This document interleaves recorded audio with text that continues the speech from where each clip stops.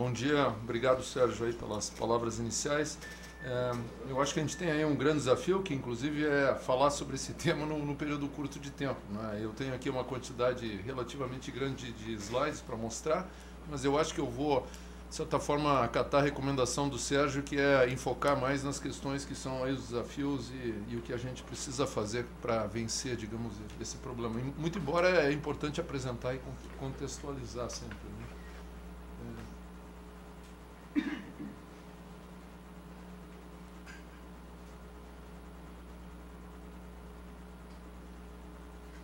Bem, então, falando sobre transporte sustentável, né? Bem, as cidades são aí as maiores emissoras de gás de efeito estufa. Transportes é a atividade urbana que mais emite, né? Então a gente poderia aí, eu achei bem interessante esse cartoon, a cidade pode ser feita uma analogia.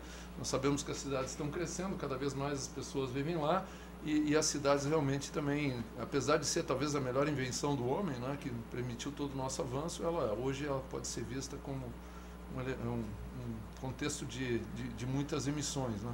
Se nós pensarmos na questão de externalidades, e falando então do transporte e do trânsito, aí nós vamos ter o congestionamento e a sua consequência, né, que obviamente é a perda aí de tempo e de produtividade.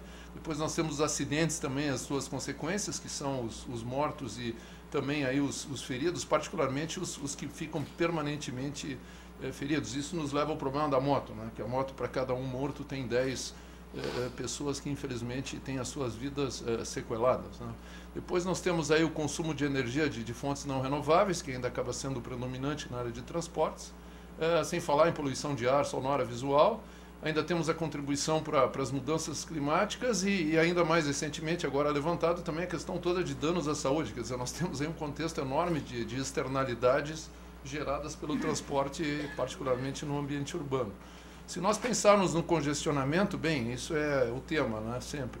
Ele cresce, eu digo, no tempo e no espaço, né? Ele afeta ônibus, como vocês estão vendo lá em cima. Aquilo não é só São Paulo, é também Porto Alegre, é tantas outras cidades onde os ônibus ainda estão presos no tráfego misto e mesmo em vários dos nossos corredores ainda como projetados nos anos 80, né? E aí vocês têm na parte de baixo a questão do carro, né?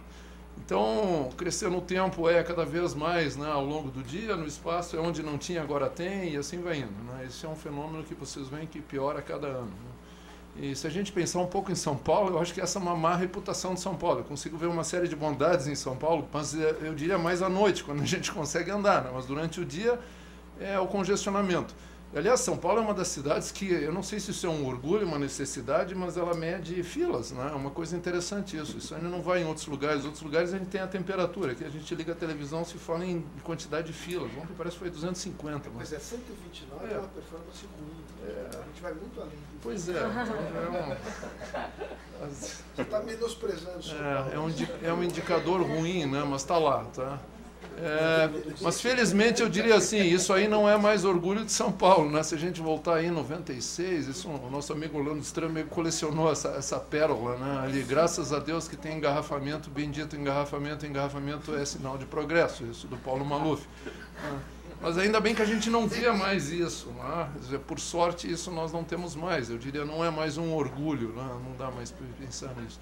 Aí, bom, aí muita gente diz, bem, o que a indústria está fazendo para isso? E aí vem um dos desafios, carros limpos, né? Isso a gente está vendo, a indústria trabalha para isso. Se a gente perguntar para a indústria qual é a solução para a questão das emissões, carros limpos. Eu gosto muito desse slide aí de Bremen, que depois acabei conhecendo no ano passado, no evento, um sujeito bem divertido. Aí ele fez isso, ele desceu lá embaixo na rua dele, ele disse, ele me contou bem a história, tirou essa foto e fez uma reflexão aí, o que aconteceria uma vez introduzido carros limpos, né? E aí ele chegou a essa realidade, né?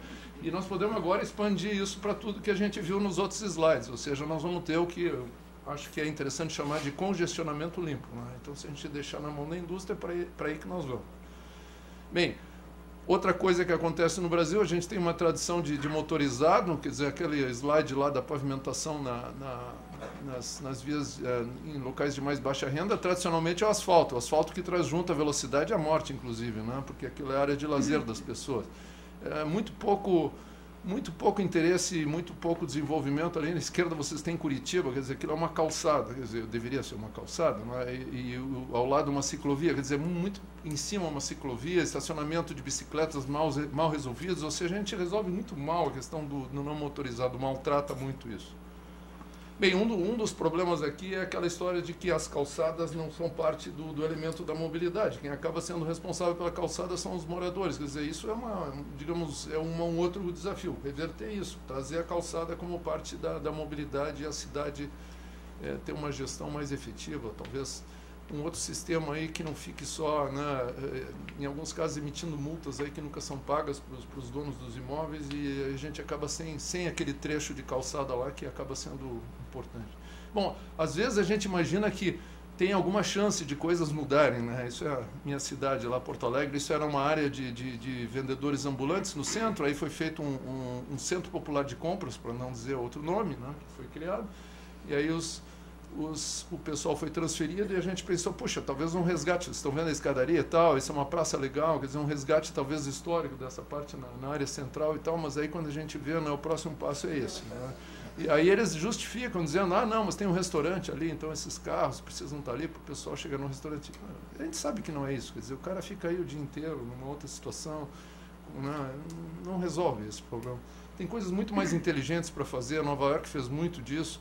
O prefeito Blomer lá tomou uma decisão forte de mudar o ambiente urbano e, bem, isso é uma proposta interessante, né? Que isso começou, então, a aparecer em toda a cidade, né? Isso começa a mudar a cara da cidade. Quer dizer, a gente precisa ter transformações desse tipo em algum lugar, né? Isso um aluno meu tirou lá na Holanda, eu achei bem interessante, né? Quer dizer, vocês estão vendo carros aí, vocês nem chegam quase a ver bicicleta nessa foto, mas olhem o espaço reservado para bicicleta. Aí está bem claro qual é o papel do carro, né? Vocês estão vendo a faixa do carro aí? Quer dizer, o carro vai ter que negociar, cruzar com o próximo sobre a faixa das bicicletas. Quer dizer, isso é uma inversão. Não digo que a gente vai transformar todas as vias imediatamente a isso, mas é para isso talvez que a gente deva migrar. A gente precisa começar a pensar fora do que a gente sempre fez, né? Que é uma solução bem interessante, quer dizer, um desafio bem importante dirigir aí nesse contexto onde tem um espaço bem claro aí para todos os elementos de circulação.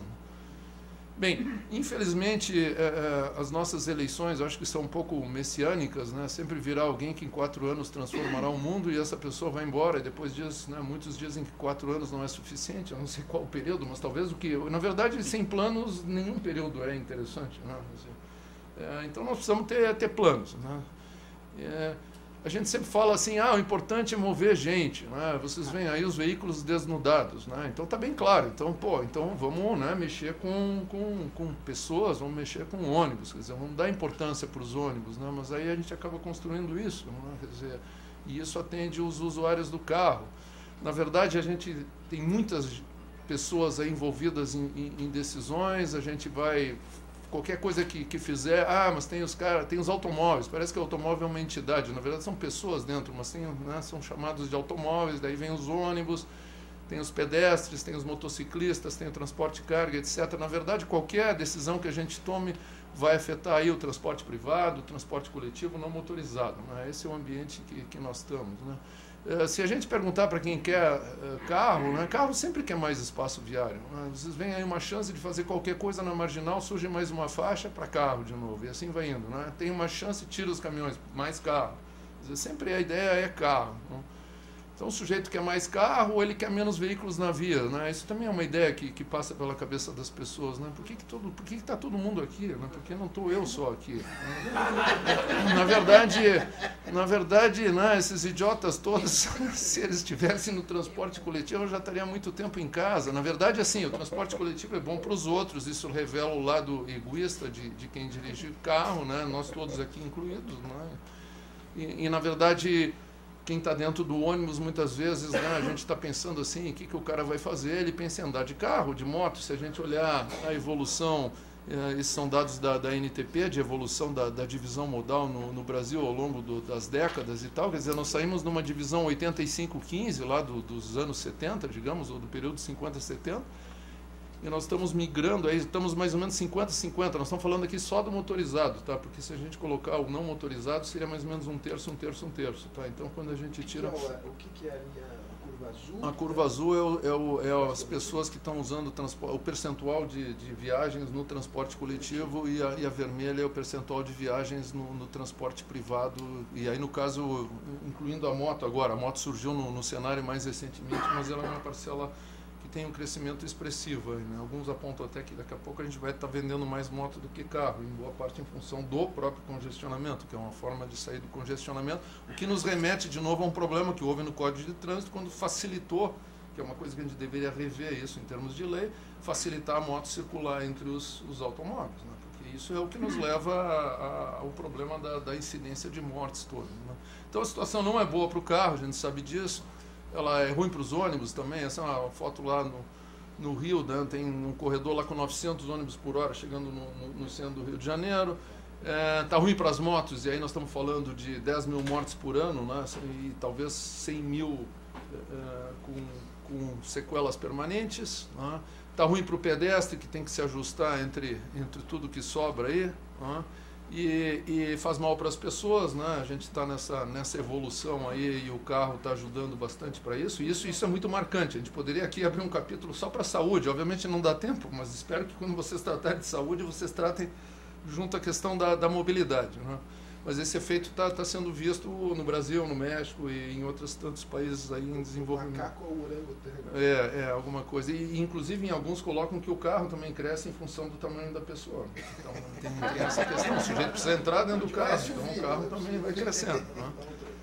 Bem, aí encurta a nossa vida, né? Aí tem toda a questão do que a gente está respirando, né? Essa é uma foto que o Saldiva, a gente cedeu, ele apresentou isso em Rosário, ele disse, olha pessoal, isso aqui é um pulmão de alguém que mora em São Paulo, esse cara nunca fumou, só isso. Né? Alguns talvez fiquem um pouco agredidos com a imagem e tal, mas tudo que tem de preto aí é resultado do ar que o sujeito está respirando nessa cidade aqui. Tá? Então, esses são os nossos pulmões. Né? Faz mal para a cidade, então nós estamos falando em perda de competitividade, estamos falando em estagnação econômica, né? No sentido em que as cidades competem e eventualmente, então, negócios vão para outros lugares. Né? Ameaça a vida no planeta, a gente já teve o furacão Catarina lá perto de onde eu moro, né? E outros por aí virão, aí tem a questão do aquecimento global, a gente já fala em buscar outro planeta, né? Alguns cientistas dizem, vamos achar outro lugar para ir, outros devem estar olhando para a Terra também, querendo vir para cá, não sei quem chega antes, mas obviamente não vai dar muito certo isso, né? Mas quem sabe a gente não então faz alguma coisa melhor por onde nós estamos, e aí vem todo esse desafio, né? A gente nunca para pensar sobre isso, é um experimento irreversível, né? E um dia a gente vai dizer, pô, fizemos tudo isso e agora não dá mais.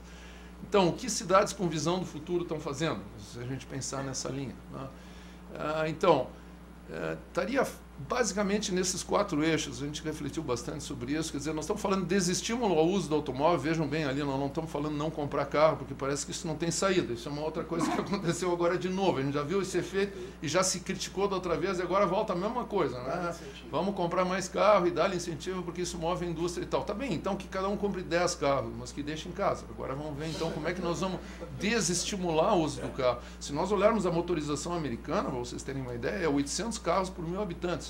Se vocês considerarem crianças e velhos e tal, tem muita gente lá com 3, 4 carros. Né? Quer dizer, lá o cara não consegue usar ele sozinho em todos os carros. Então, pelo menos 2, 3 estão em casa lá. Mas é uma sociedade totalmente motorizada. Imaginem, 800 por 1000. Nós estamos, acho, no Brasil em 150, 170 por 1000. Né?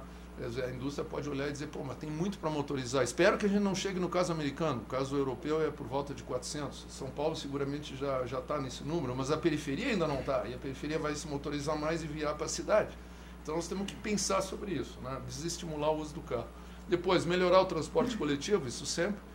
O estímulo ao transporte não motorizado, né? E a integração do uso de solo e transportes. Quer dizer, se a gente conseguir resolver o 4, por exemplo, e replanejar tudo que nós vamos fazer, e São Paulo é o típico lugar onde tem muita coisa para ser feita ainda de brownfields, aí, áreas que foram industriais e que precisam ser transformadas e renovadas, e já pensar isso então dentro de uma lógica de uso do solo e transportes, aí sim, nós vamos ter uma cidade mais sustentável. Né? Como é que nós vamos estimular o uso do carro? Quer dizer, não dá para falar em proibir, né? E tem várias formas aqui. Se a gente tirar aí, e aí seria que teríamos que entrar em engenharia de tráfego, não é o caso, mas se nós tirarmos uns 30% do que circula, né, a gente conseguiria andar bem melhor. Né? Agora, como é que a gente faz isso? Então a primeira coisa é o rodízio. Eu acho que vocês, aqui é só uma foto para não ser de São Paulo, mostrar que isso existe, infelizmente, também em outros lugares, Cidade do México, Bogotá, um esquema até mais duro que o aqui de São Paulo. E no Chile, em alguns períodos, em Santiago, alguns períodos do ano, dependendo do padrão de poluição.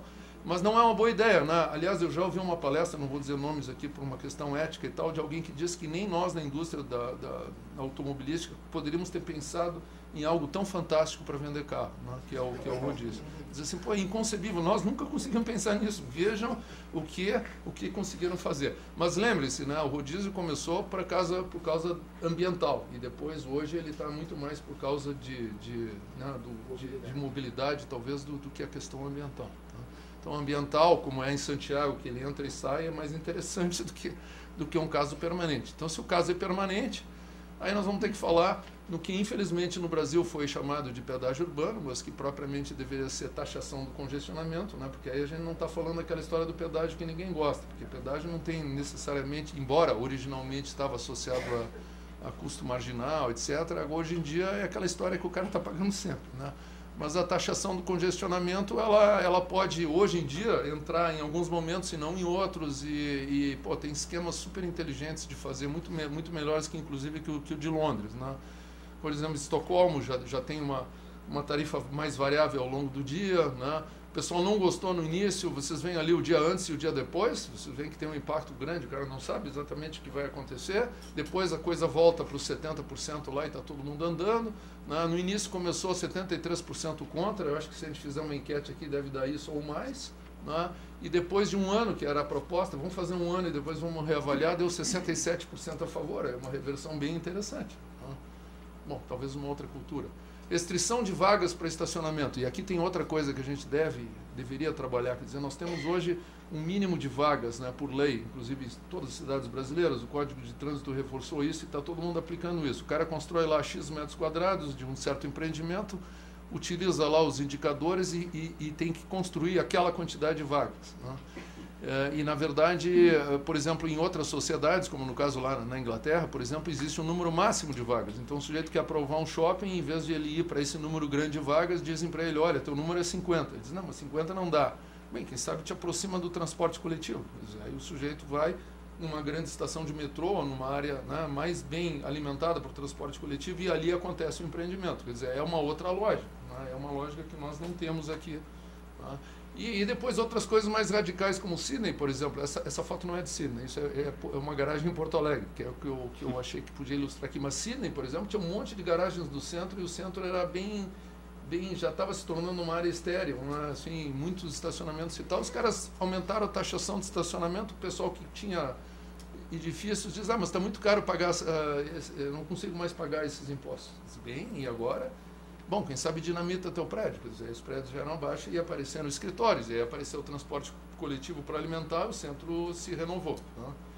Bom, sobre transporte coletivo, que eu acho que aqui é o que mais todo mundo talvez saiba, dá para fazer muita coisa na superfície. Basicamente, na superfície, a gente tem hoje duas modalidades que estão aí competindo, e do lado vocês têm um saquinho do dinheiro que dá uma ideia por que a gente faz muito mais BRT e muito pouco VLT. Né?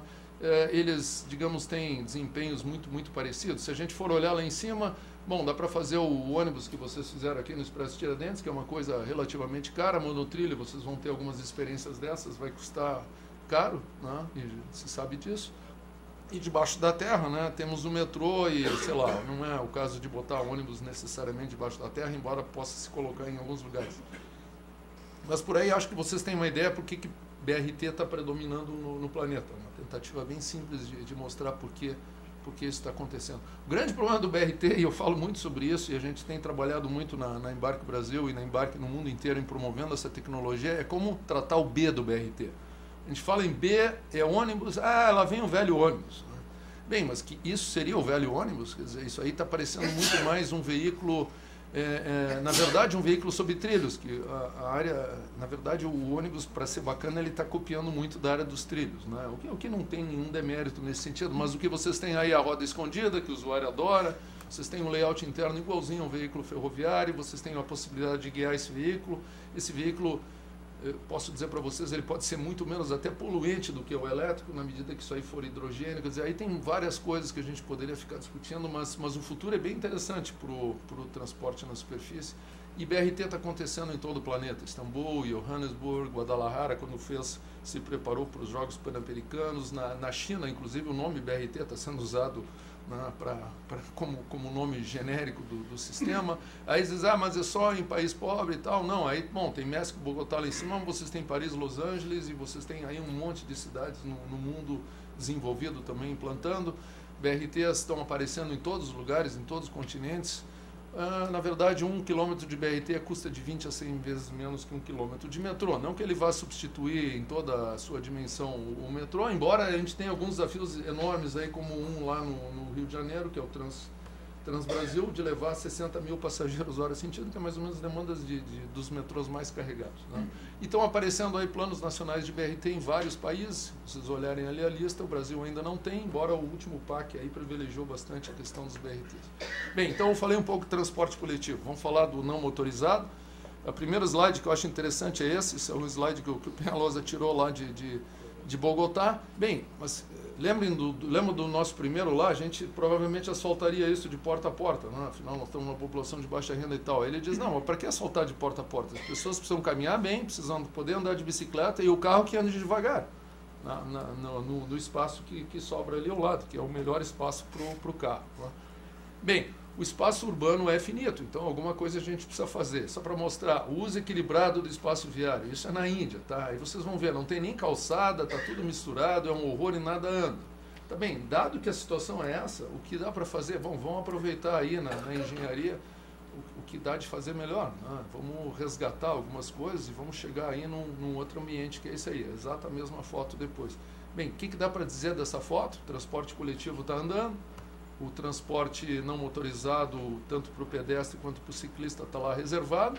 Aí alguém vai dizer, mas piorou para os carros e não sei o que. Bom, aí a solução para os carros, bem honestamente entre nós, voltamos para o outro slide, a taxação do congestionamento. Nós não devemos fazer, mas pelo menos aqui nós estamos dando a chance para outras coisas acontecerem. Agora dá para começar a pensar em mudar o tratamento do carro. Faixas com 13,5 metros de largura, que é o que, né, a gente pode pensar assim, o que eu faço com 3,5 metros? Bom, tu pode usar para carros estacionados. Qual é a capacidade disso aí? 0. E ainda perturba outra faixa com os movimentos de entrada e saída. Mas é isso, é o pior destino para uma faixa numa área central, né? Carros em trânsito, conseguimos chegar em umas 1.350 pessoas por hora. Se nós botarmos 3,5 metros para ciclistas, né, tem casos na Ásia e tal, 4.500, já dá 3 vezes mais, né? Se nós pensarmos em pedestres, com o movimento de pedestre, dá para levar 13.500 pessoas com outra velocidade. Se nós pensarmos no BRT, a gente consegue levar 13.500. E só para dizer para vocês o seguinte, pessoal, nós não estamos perdidos, né? O espaço está aí, a gente só precisa usar ele muito melhor, né? Mas usando ele muito melhor, a gente aumenta no mínimo 10 vezes, confrontando o carro versus o transporte coletivo, a capacidade de transporte. Estou fechando. Transporte mol das cidades. Aí vem a questão da integração do solo e transportes. E aí, bem, aquela ideia, tem um sistema de transporte coletivo, um metrô, BRT, seja o que for, né, densifica. Poucas cidades souberam fazer isso. As cidades precisam, então, se adaptar, né, do modelo predominante, que é o modelo qualquer, o transporte corre atrás, para o transporte definir a cidade. O nosso melhor exemplo disso é Curitiba, que não é longe daqui, né? Curitiba é mais bem vista no exterior do que no Brasil, muito infelizmente. E da teoria à prática disso aí resultou, né? Aí se vocês olharem a aérea cidade e tal, vocês vão ver claramente onde estão os corredores de alta capacidade, e agora mais recentemente esse é o último corredor implantado lá, quer dizer, tem muito espaço ainda para perseguir isso. Quer dizer, uma cidade pode ter uma liderança visionária, né? Se a gente pegar outras cidades como Londres, vocês vão ver que tem trocentas coisas acontecendo em termos de transportes lá, né? Uma ponte para pedestres e ciclistas e outras tantas coisas aí que estão acontecendo no planeta. E a questão é essa, quer dizer, o melhor jeito de prever o futuro aí, na nossa situação toda, é criar ele, é só isso. Quer dizer, nós temos tudo aí para fazer, né? E talvez aquilo, qual o grande desafio? Planos de mobilidade. Agora nós temos a chance, por lei, que toda cidade com mais de 20 mil habitantes tem que ter no Brasil um plano de mobilidade acoplado ao plano de desenvolvimento urbano. Isso vai levar um tempo para engatar, para começar e para andar, mas toda cidade precisará disso. O governo federal diz que não vai emprestar dinheiro para quem não tiver plano. Nem todos os municípios buscam dinheiro no governo federal, mas isso é uma outra questão. Mas já existe aí agora, então, algo pelo menos sinalizando. Aí o governante vai ter os seus 4 anos para cumprir parte do plano e depois o plano deve seguir com o próximo, né? Que já é um caminho diferente lá do início, né? Do cara não ter nada. Né? Eu devo ter passado meu tempo nisso. Eu não tive coragem de interromper.